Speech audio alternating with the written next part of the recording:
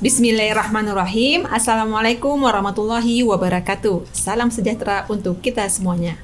Oke, teman-teman sekalian, hari ini kita akan masuk ke bab atom, molekul, dan ion. Sebuah materi yang tidak asing tentunya bagi teman-teman sekalian karena kalian sudah mempelajarinya sewaktu di SMA. Di mata kuliah kimia farmasi dasar ini kita coba review kembali, kita coba bernostalgia kembali, kita coba recall lagi ya ilmu yang telah dipelajari sewaktu di SMA ataupun di SMK-nya tentang atom, molekul, dan ion.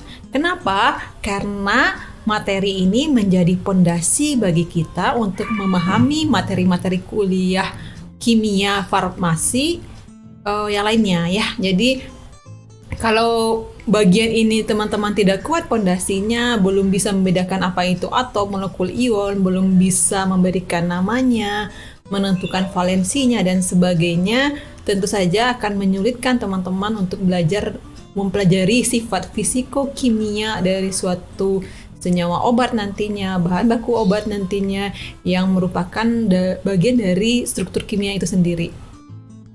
Oleh karena itu, kita review bersama, mencoba mengingat dan menguatkan pondasinya ya tentang atom, molekul, dan ion. Baik, kita langsung saja. Capaian pembelajaran mata kuliah ini adalah, jadi setelah mengikuti materi ini, teman-teman diharapkan mampu satu, mengetahui dan mampu menjelaskan definisi sekaligus perbedaan atom, molekul, dan ion. Kemudian mampu menjelaskan struktur atom dan teori yang menunjangnya, serta mampu menggambarkan notasi atom dan konfigurasi elektron.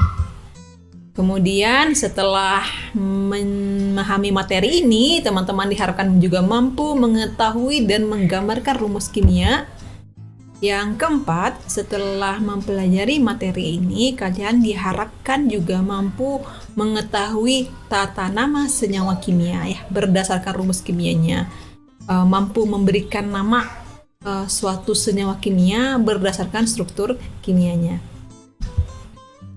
Outline materi kita hari ini, jadi konten materi yang mau kita bahas hari ini adalah secara garis besar, kita akan mengulas kembali tentang atom, molekul, ion, rumus kimia, dan tata nama senyawa kimia. Sebagai pendahuluan, sebagaimana yang kita ketahui bersama bahwa alam semesta ini terdiri dari materi-materi atau zat. Jadi banyak zat yang tersebar di muka bumi ini, termasuk di tubuh kita sendiri. Materi ini atau zat ini ada yang bisa kita lihat dengan mata kita, seperti batu, besi, dia juga bisa berbentuk padatan, ya seperti batu dan besi ini bentuknya padatan, bisa juga berbentuk cairan, ada air, ada minyak bumi gitu ya, hasil minyak bumi dan seterusnya. Kemudian ada yang tidak terlihat, karena wujudnya berbentuk gas, kita tidak bisa melihatnya. Ada gas karbon dioksida, gas oksigen, kemudian ada gas yang hasil gas bumi yang kemudian kita gunakan untuk keperluan memasak dan seterusnya. Di bidang farmasi pun kita melibatkan banyak materi atau banyak zat, mulai dari bahan baku itu sendiri. Contohnya ini bahan baku amoksisilin. Kemudian kita rubah menjadi materi-materi lain ya, kita rubah bentuknya menjadi materi lain yang kita sebut sebagai sediaan farmasi. Ada yang bentuknya tablet, ada yang kemudian kita bentuk menjadi cairan, menjadi sirup, cairan juga tapi bentuknya injeksi, kita bentuk menjadi semi padat seperti krim, salep kayak gitu, ada gel. Kemudian bahkan kita juga di bidang farmasi kita bisa merubah zat itu kemudian menjadi sediaan yang berbentuk gas atau kita sering kenal dengan aerosol. Materi adalah sesuatu yang memiliki volume dan massa. Setiap materi ini mengandung partikel-partikel kecil yang menyusun materi tersebut. Bisa berupa atom, ion, dan molekul. Kita lihat sekarang yang pertama atom. Sejarah atom. Pada tahun kurang lebih 450 tahun sebelum Masehi, ada ahli filsafat Yunani, Leucippus dan Demokritus membuat sebuah teori bahwa semua materi disusun oleh partikel yang sangat kecil. Ya. Jadi dia mengatakan setiap materi itu tersusun dari partikel-partikel yang sangat kecil dan tidak dapat dibagi-bagi lagi yang disebut sebagai atom. Atom itu sendiri berasal dari bahasa Yunani, yaitu atomos. A artinya tidak, tomos artinya tidak terbagi ya. Sehingga atomos artinya tidak terbagi. Teori ini kemudian berkembang terus-menerus hingga pada tahun 1808 Masehi, sekitar tahun segitu, seorang guru kimia bernama John Dalton ya mengajukan sebuah pemikiran baru tentang teori atom yang kita kenal juga dengan sebagai teori Dalton atau model atom Dalton. Yang intisarinya, Dalton ini menjelaskan bahwa setiap unsur terdiri atas partikel-partikel terkecil yang tak dapat dibagi lagi yang kita sebut sebagai atom. Semua atom dari unsur tertentu sifatnya identik, memiliki ukuran, massa, dan sifat kimia yang sama. Atom-atom satu unsur berbeda dengan atom-atom unsur lainnya. Seperti yang terlihat pada gambar. Ini misalkan adalah unsur X. Maka atom penyusunnya juga adalah atom dari unsur X. Yang bentuknya juga akan berbeda dengan unsur Y. Atom penyusunnya adalah atom penyusun unsur Y, seperti itu. Yang ketiga, Dalton mengatakan bahwa senyawa tersusun atas atom-atom yang lebih dari satu unsur. Dalam senyawa apapun, rasio jumlah dari dua unsur yang ada adalah bilangan bulat atau pecahan sederhana. Contohnya adalah karbon monoksida yang terdiri dari atom oksigen dan karbon. Kalau kita buat pecahannya, dia itu bandingannya 1:1. Jadi bilangannya pecahan sederhana. Atau contoh lainnya karbon dioksida yang tersusun atas dua atom oksigen dan satu atom karbon. Jika kita buat pecahannya berarti 2:1. Yang keempat, Dalton mengatakan reaksi kimia hanya melibatkan pemisahan, kombinasi, atau penataan ulang atom, tidak menciptakan atau menghancurkan atom itu sendiri. Jadi reaksi kimia itu misalkan adalah atom X gitu ya, bereaksi dengan atom Y, akan terbentuk suatu senyawa baru yang berisi atom X dan Y. Tidak memecah atom X, tidak memecah atom Y, tapi hanya menata ulang konfigurasi dari atom X dan Y melalui suatu ikatan tertentu. Penemuan struktur atom. Sebagaimana yang kita ketahui bahwa atom terdiri dari partikel-partikel yang lebih kecil yang kita sebut sebagai partikel subatomik. Ada beberapa eksperimen yang dilakukan oleh para ilmuwan untuk menemukan partikel subatomik tersebut. Di antaranya, satu pengujian yang dilakukan oleh Thomson. Thomson menguji menggunakan sebuah tabung katoda, di mana tabung katoda ini diberikan gas hingga gas bertekanan rendah sehingga dia menjadi vakum. Kemudian dilengkapi dengan lempeng katoda dan anoda. Di sebelah kiri ini ada lempeng katoda, lempeng anoda. Lempeng katoda bermuatan negatif, lempeng anoda bermuatan positif. Kemudian tabung ini diberikan aliran listrik sehingga lempeng katoda memancarkan sinar. Dan ternyata sinar ini dapat diteruskan melalui lempeng anoda. Dari sini Thomson menyimpulkan bahwa katoda memiliki partikel yang bermuatan negatif sehingga dapat diteruskan melalui anoda. Dari penemuan ini, Thomson menyimpulkan bahwa suatu atom terdiri dari partikel yang bermuatan negatif yang kita sebut sebagai elektron. Eksperimen kedua yang berhubungan dengan penemuan partikel subatomik adalah eksperimen tetes minyak Millikan yang dilakukan oleh Robert Millikan.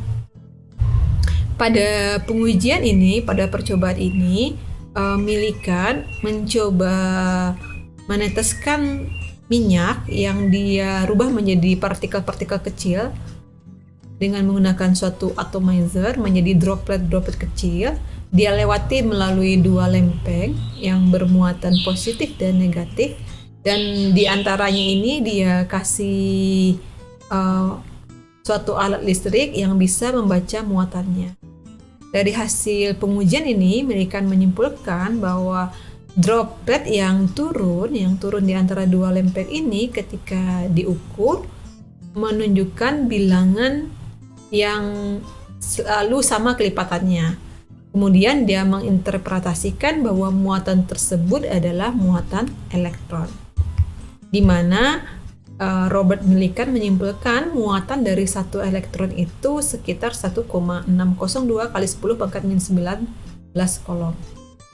Eksperimen ketiga yang berhubungan dengan penemuan partikel subatomik adalah penemuan yang dilakukan oleh Eugene Goldstein. Goldstein melakukan pengujian menggunakan sebuah tabung katoda yang diisi dengan gas bertekanan tinggi, kemudian dialirkan listrik.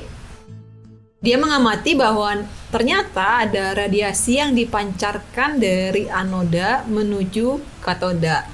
Jika lempeng katoda ini dilubangi, maka radiasi itu diteruskan. Jika tidak dilubangi, maka radiasinya tidak diteruskan atau daerah di belakang katoda terlihat gelap. Dari sini, Eugene menyimpulkan bahwa anoda dapat meneruskan partikel bermuatan positif sehingga dapat dipancarkan oleh katoda. Partikel bermuatan positif ini dia beri nama proton. Eksperimen keempat yang berhubungan dengan penemuan struktur partikel subatomik adalah eksperimen yang dilakukan oleh Rutherford.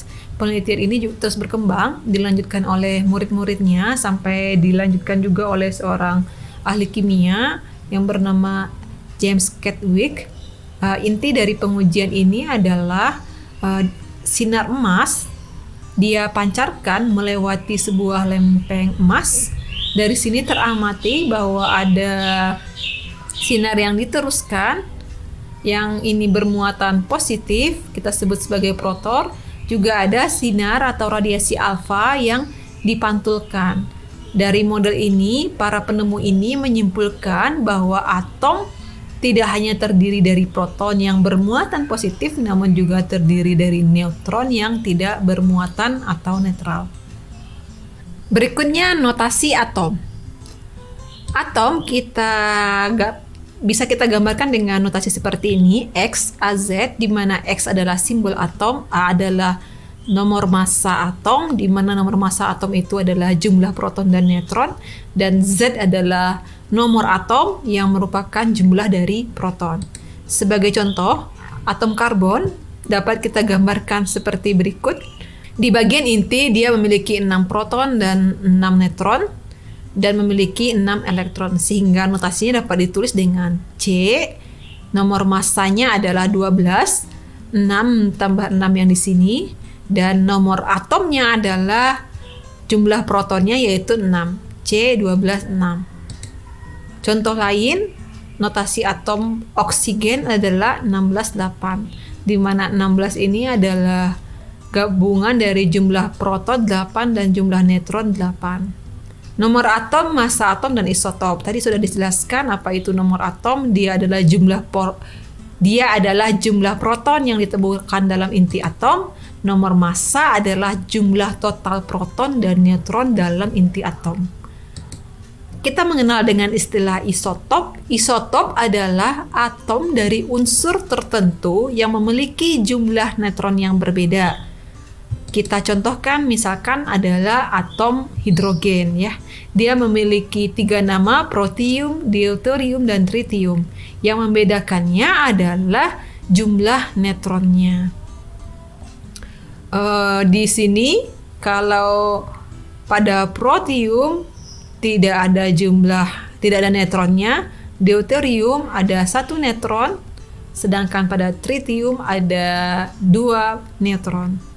Sehingga protium dapat digambarkan dengan H11, deuterium H21, tritium H31.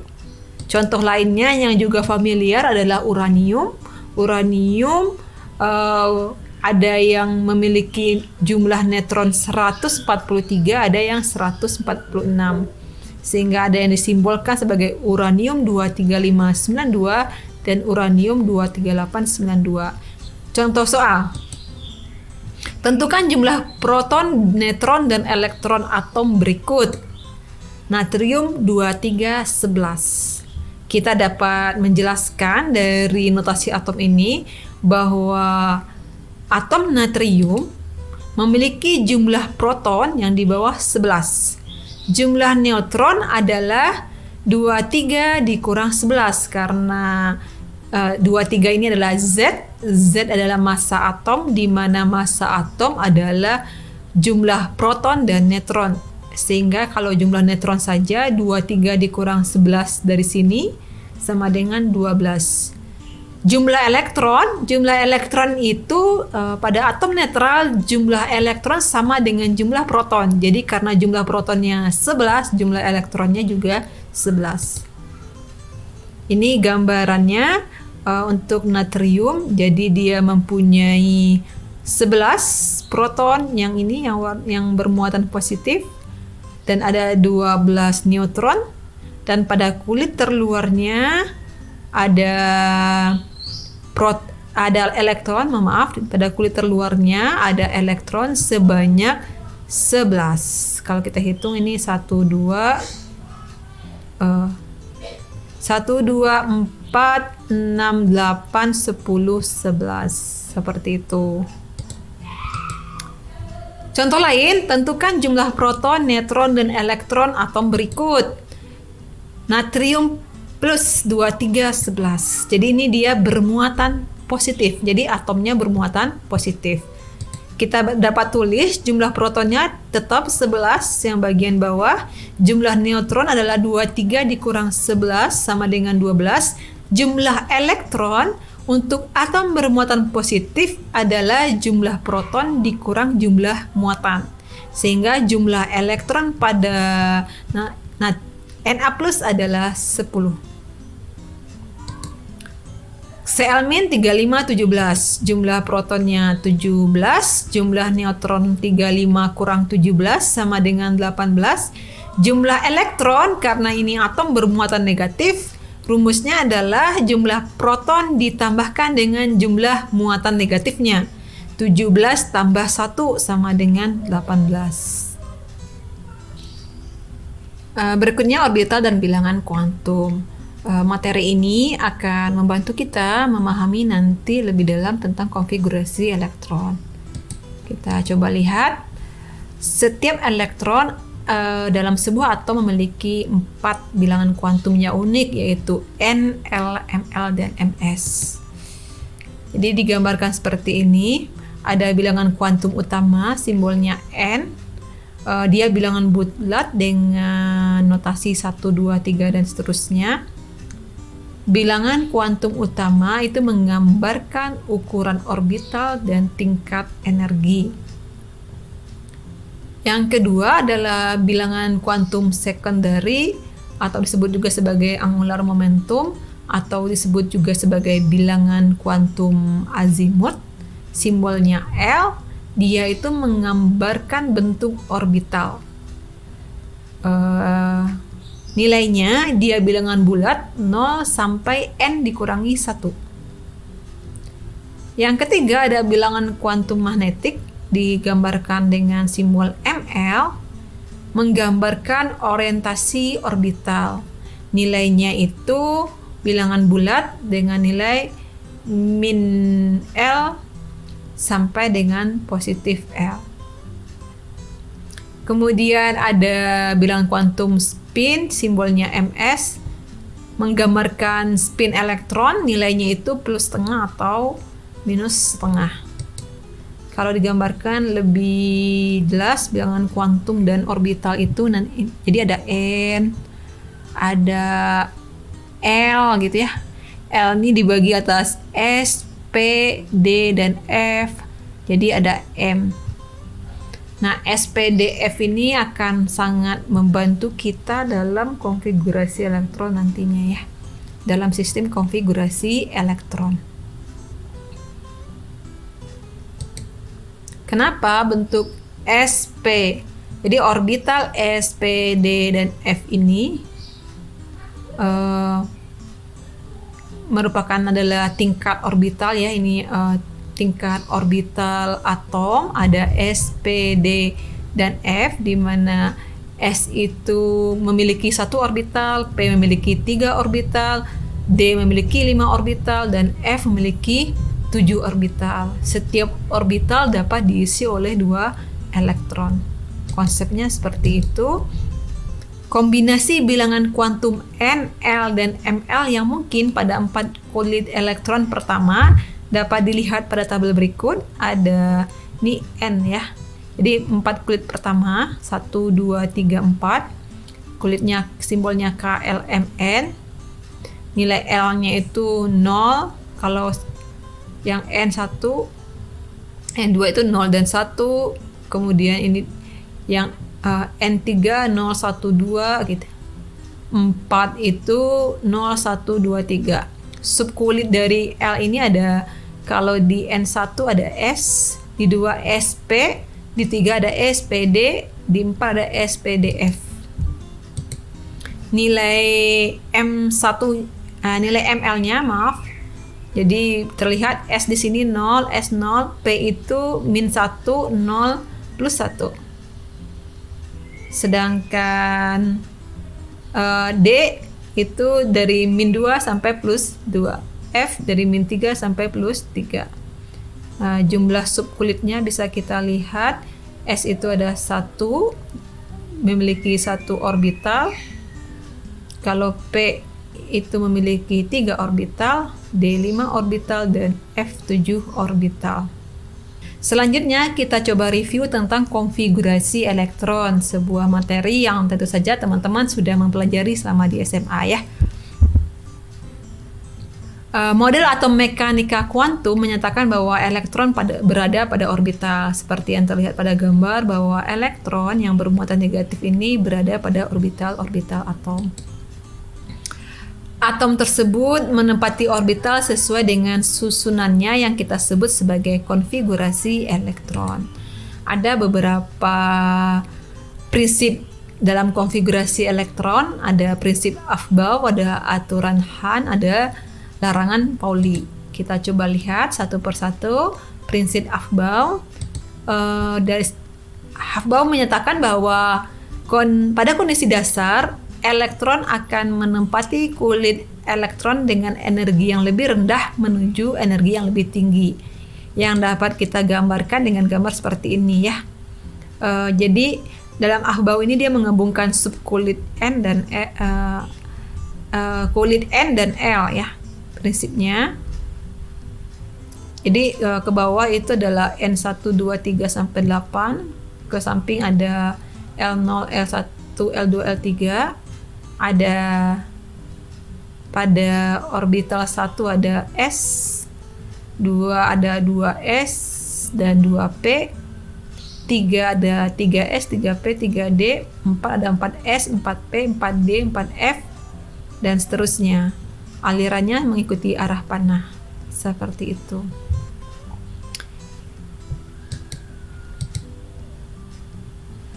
Prinsip dari Aufbau ini bergantung pada jumlah bilangan kuantum utama yang tadi N dan bilangan kuantum azimut.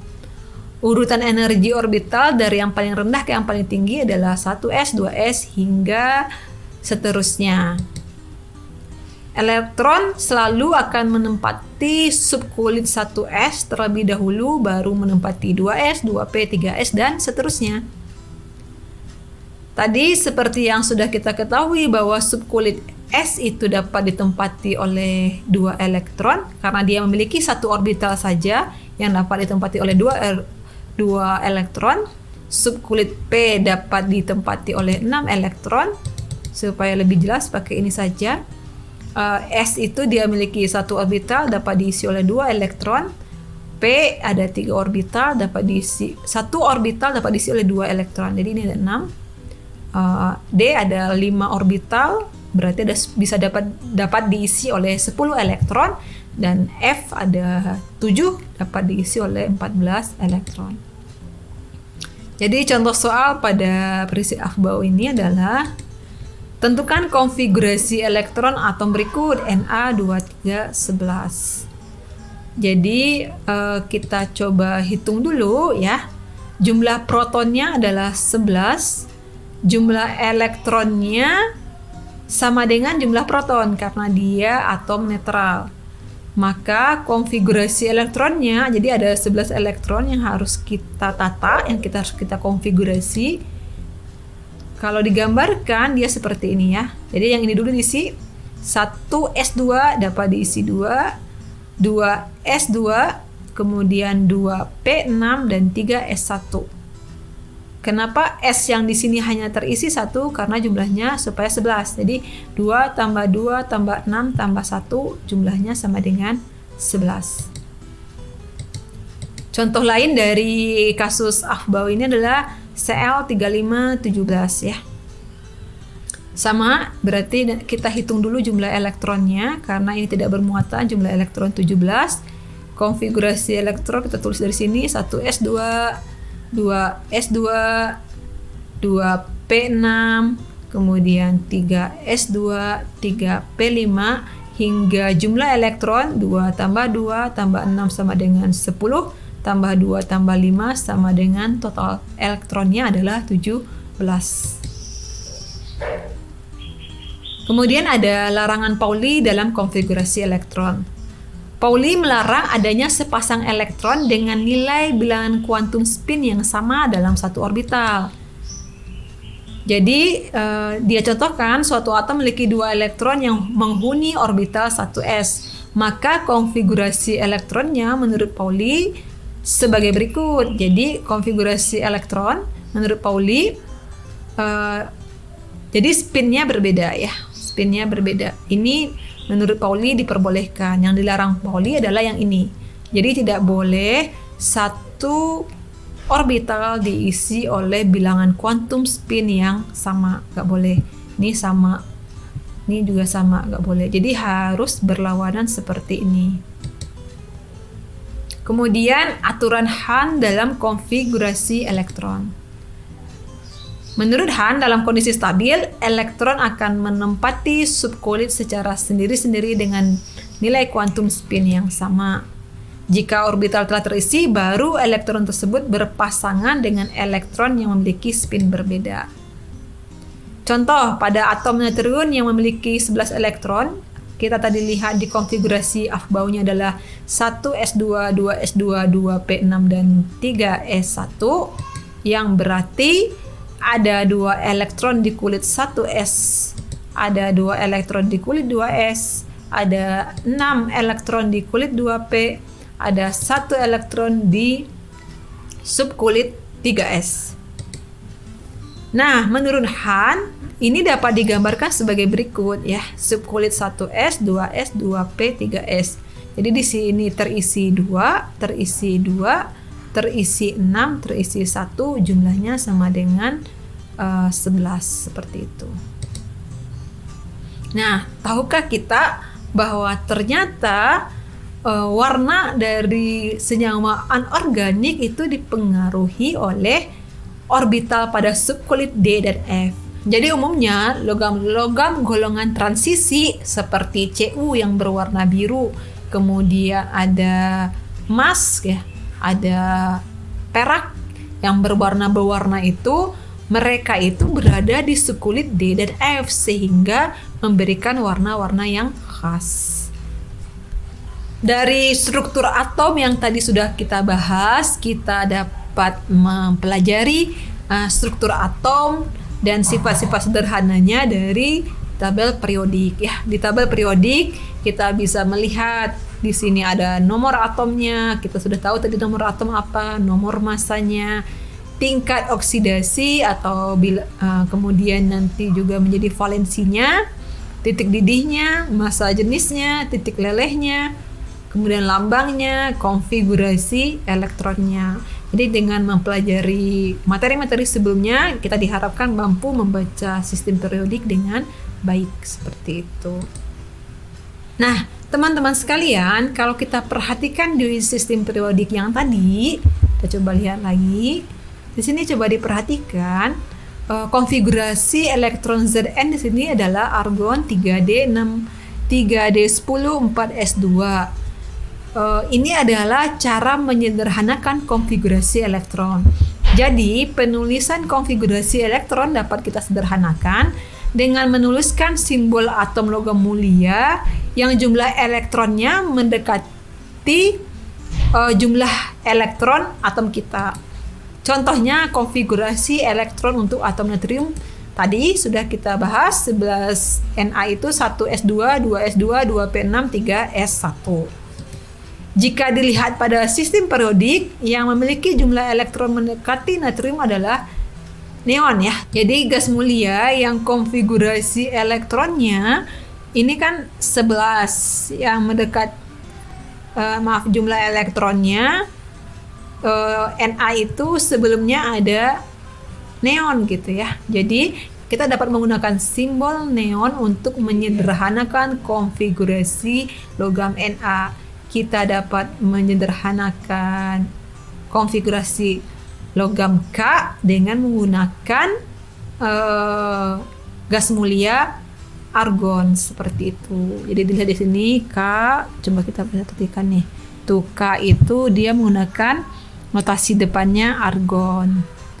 Kalau rubidium dia menggunakan kripton ya, karena sebelumnya kita lihat di sini bahwa rubidium itu sebelumnya gas mulianya kripton.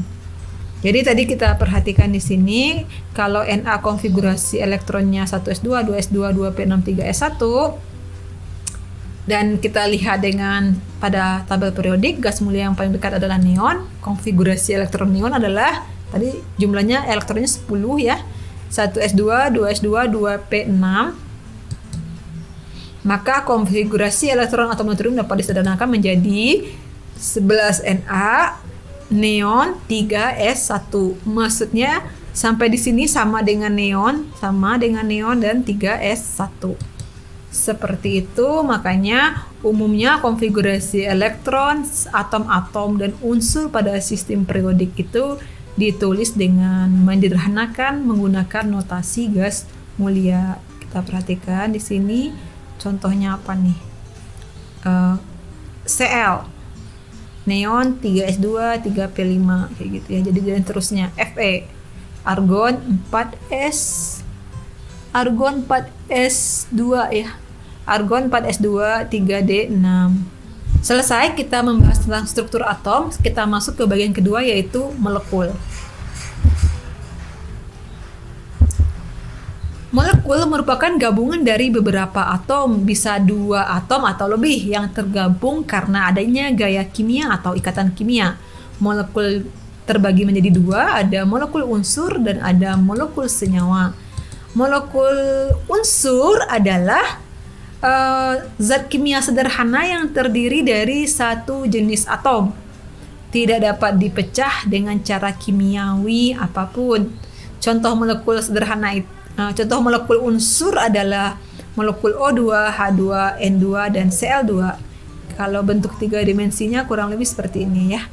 Jadi molekul O2, H2, N2, Cl2 terlihat ada ikatan di antara mereka dan jumlah ikatannya tentu saja tergantung valensinya ya di kulit terluarnya.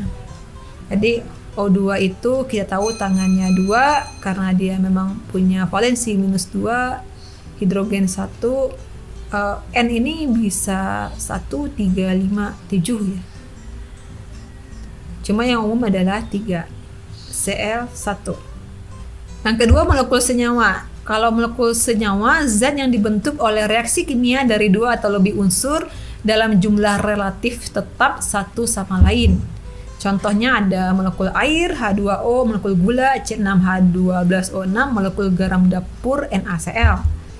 Ini contohnya molekul air, dia merupakan hasil reaksi kimia antara atom hidrogen dan atom oksigen, terbentuk molekul air melalui satu ikatan. Kalau di sini kita sebut sebagai ikatan hidrogen. Bab tentang ikatan nanti akan dibahas di bab tersendiri. Yang ketiga, kita masuk ke ion. Apa sih ion gitu ya? Ion merupakan atom atau molekul yang berbuatan positif atau negatif. Jadi ion itu bisa berupa atom, bisa berupa molekul. Ion ada positif atau kation, kita sebutnya ada ion yang bermuatan negatif, kita sebut sebagai anion. Ion bermuatan positif jika atom atau molekulnya melepaskan elektron. Contohnya adalah ion Na+, ion Al3+, ini dari atom nih, ion NH4+, ini adalah dari molekul ya. Jadi mereka bermuatan positif dan bisa melepaskan elektron. Ion negatif, anion. Disebut anion jika atom atau molekul tersebut menangkap elektron. Contohnya adalah ion selmin, ion SO4, ion Cl-, contoh ion atom, ion SO4, contoh ion dari molekul. Jadi dia dan jumlah muatannya ini adalah tergantung jumlah bilangan oksidasinya. Yang keempat, rumus kimia. Rumus kimia merupakan rumus yang menggambarkan jenis dan jumlah atom yang menyusun molekul senyawa. Rumus kimia ada 3, rumus molekul, rumus empiris, dan rumus struktur. Rumus struktur disebut juga sebagai rumus bangun. Rumus molekul adalah rumus yang mempresentasikan jumlah elemen-elemen yang menyusun suatu zat dan massa dengan tepat. Contohnya molekul air adalah H2O. Air tersusun artinya air tersusun atas 2 atom hidrogen dan 1 atom oksigen. Molekul etilen C2H4 artinya etilen tersusun atas 2 atom C, 4 atom hidrogen. Kemudian yang kedua adalah rumus empiris. Rumus empiris menyatakan perbandingan sederhana dari atom penyusun senyawa. Ini contohnya ya, ini rumus molekulnya, ini rumus empirikalnya, rumus empirisnya. P4O10 disederhanakan menjadi P2O5, sama-sama dibagi 2. C10H12, C5H11 sama-sama dibagi 2. C6H18O3 ditulisnya C3H6O, sama-sama dibagi 3, dan seterusnya seperti itu. Jadi rumus empiris adalah rumus sederhana dari rumus molekul. Yang ketiga, rumus struktur atau rumus bangun. Rumus struktur dari suatu senyawa kimia adalah representasi grafis dari struktur molekul yang menunjukkan bagaimana atomnya tersusun, bagaimana ikatan kimia yang ada di dalamnya, baik secara eksplisit maupun implisit. Ini contohnya rumus struktur ya. Ini rumus struktur air. HOH, jadi terlihat ada ikatan. Kalau digambarkan seperti ini namanya rumus 2 dimensi ya. Kalau digambarkan seperti ini, bulat seperti ini rumus 3 dimensinya. Contoh lain benzen gitu ya. Kita bisa menggambar rumus struktur 2 dimensinya seperti ini atau seperti ini. Ini yang berbeda itu posisi ikatannya ya. Karena dia bisa mengalami resonansi, kata rangkapnya bisa berpindah-pindah.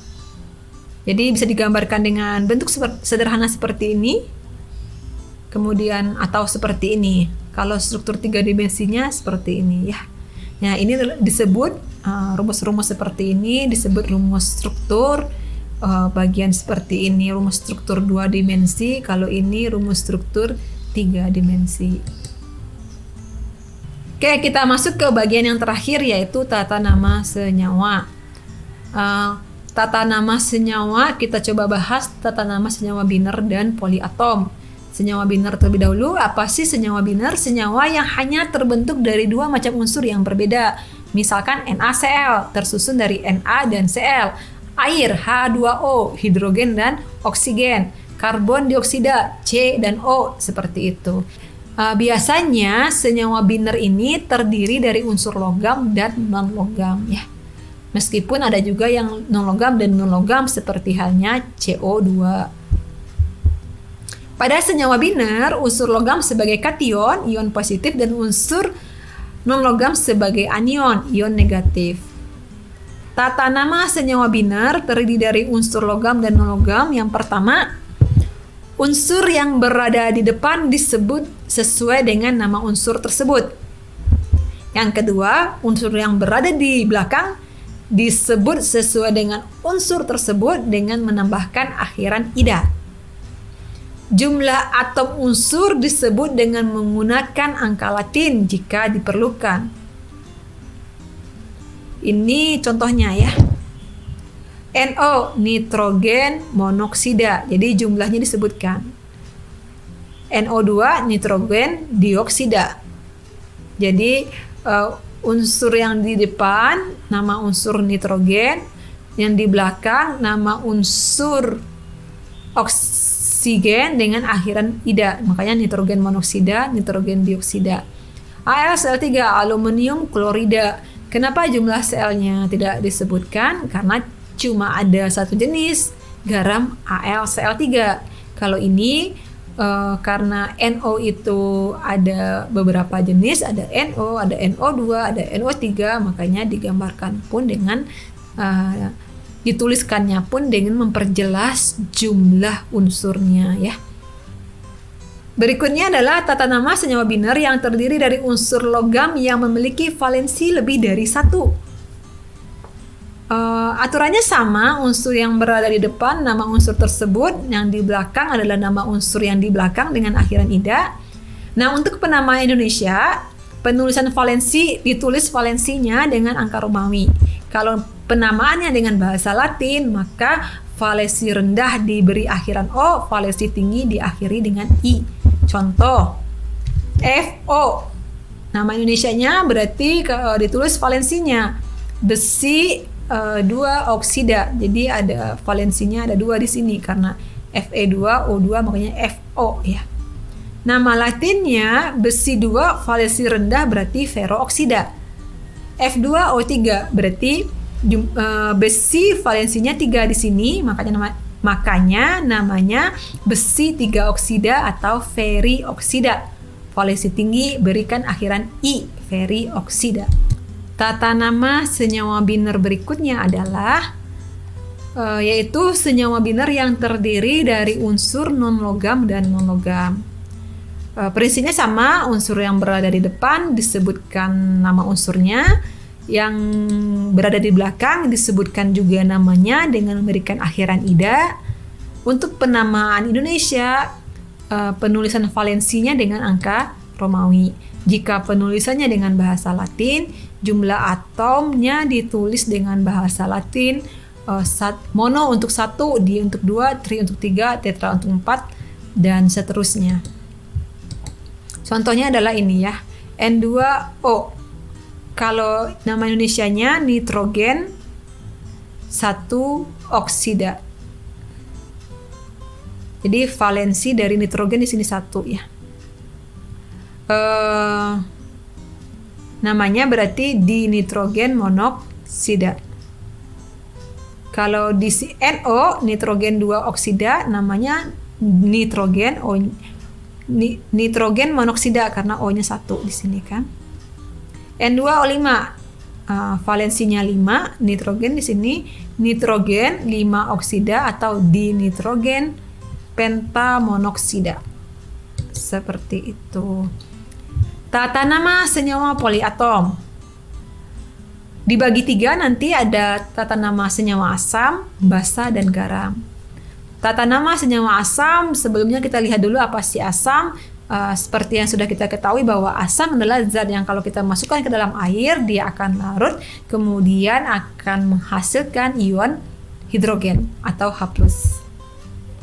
Tata nama senyawa asam. Yang pertama, semua asam diawali dengan hidrogen kecuali asam organik dan air. Jadi selalu HCl, HNO3 gitu ya. Jadi dia selalu dimulai dengan hidrogen. Pada umumnya asam merupakan senyawa biner yang mengandung hidrogen, oksigen, dan unsur non-logam. Yang ketiga, semua asam dinamai dengan awalan asam yang diikuti nama ion negatifnya. Sebagai contoh, rumus kimianya HCl, namanya adalah kasih nama asam, nama ion negatifnya adalah klorida. Aturan keempat, untuk asam yang memiliki atom oksigen, jika ion negatifnya memiliki dua jenis valensi, maka namanya mengikuti aturan berikut. Untuk valensi terendah asam, berikan nama asam ditambah dengan nama anion diakhiri dengan "id". Untuk valensi tertinggi, asam disertai dengan nama anion yang diakhiri dengan "at". Ini contohnya HNO2 asam nitrit, HNO3 asam nitrat. Yang kelima, untuk asam yang memiliki atom oksigen, jika ion negatifnya memiliki valensi lebih dari 2, maka penamaannya sebagai berikut. Untuk valensi terendah, asam tambah kata hipo, nama anion diakhiri dengan "id". Untuk valensi rendahnya sama, cuma akhirannya "id". Untuk valensi tinggi sama juga akhirannya "at". Untuk valensi tertinggi, asam tambah hiper tambah nama anion diakhiri dengan "at". Sebagai contoh, HClO, asam hipoklorit. HClO2, asam klorit. HClO3, asam klorat. HClO4, asam hiperklorat. Berikutnya adalah tata nama senyawa basa. Senyawa basa adalah senyawa yang jika kita masukkan ke dalam air, dia akan terurai menghasilkan ion hidroksida atau OH-. Tata nama senyawa basa ya. Sebuah basa diberi nama logam ditambah dengan nama hidroksidanya. Jika valensi logam lebih dari 1, tulis jumlah valensi logam dengan angka Romawi. Contohnya NaOH, natrium hidroksida.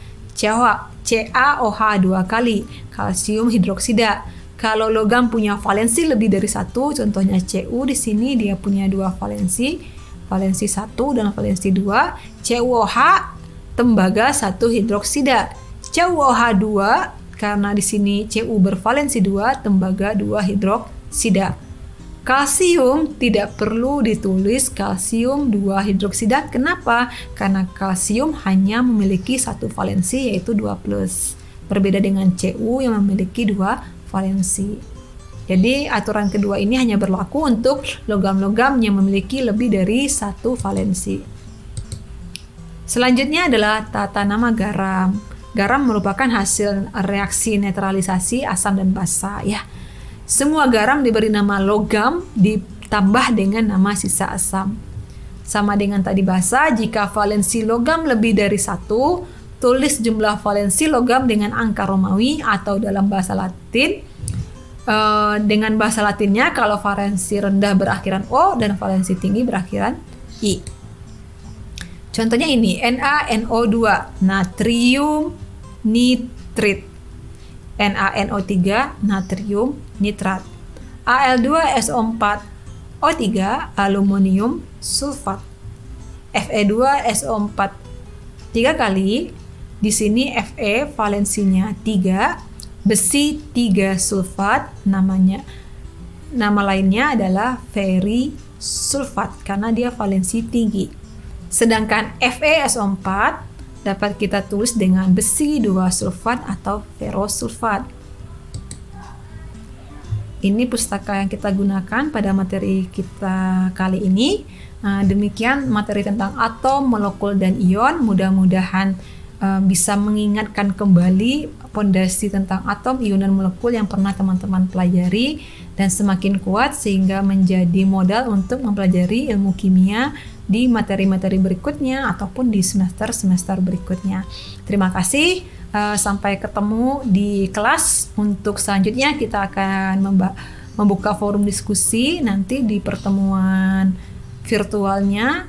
Silakan mempersiapkan pertanyaan jika memang masih ada yang belum dipahami dari materi yang disampaikan. Terima kasih atas perhatiannya. Jaga kesehatan kalian, jaga kesehatan keluarga kalian, jaga kesehatan masyarakat di sekitar kita. Assalamualaikum warahmatullahi wabarakatuh.